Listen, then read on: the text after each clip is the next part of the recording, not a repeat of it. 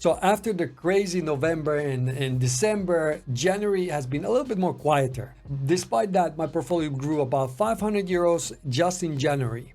Hello finance people, my name is Robert, and on this channel I talk about personal finance and investing from European perspective. So let's jump into my portfolio tracker and I'll explain the situation in January. And by the way, if you want to grab this portfolio tracker, it's the first link in the video description. So let's take a look at stocks first. So right now I only have two stocks left, that's Nokia and Microsoft, and I have about 2,000 euros of both of them. And you can see that in January Nokia actually did okay, rose by 6% for Nokia. This is really good. And Microsoft had a small dip at 2%, maybe due to DeepSeek coming out. Not sure why it did, but any case, not a big month for stocks, but still 100 euros this month for my portfolio. I'll take that anytime. So let's take a look at ETFs next, and that's basically the biggest part of my portfolio. Anyway, it's about 80%, and this month was pretty good. We had a 1% increase, and that's 450 euros just in January. And what I have right now is VUSA and then the SPX,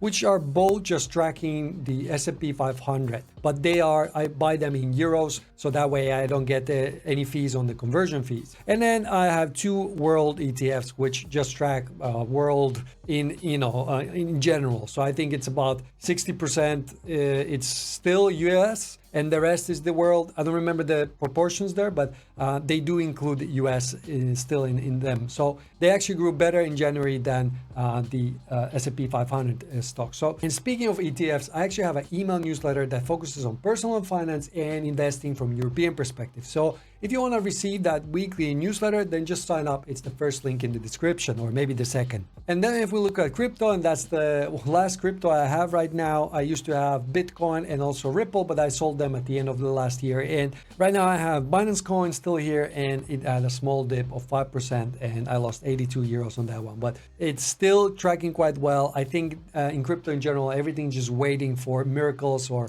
actually just whatever Trump administration does. I think it will have a big impact on which way the crypto will go. In any case, if there's any opportunities, I do want to buy more, at least Bitcoin, but it does need to come down in price before I actually do that. And then if we take a look peer-to-peer lending, that one is just going like a train. It's very consistent. I get about 20 euros every month, and I haven't had any problems with them.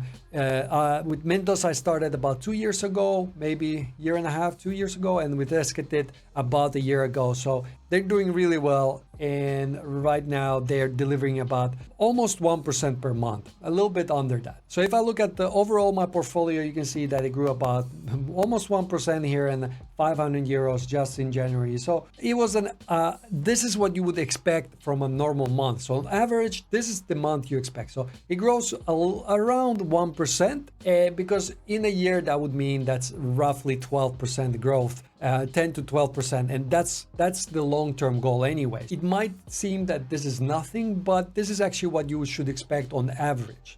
It's just last 2 years have been incredible growth. I think both 2023 and 2024 we grew by plus 20%, and this is something that is not normal. This is not what you expect when you're looking at average over, I don't know, 100 years.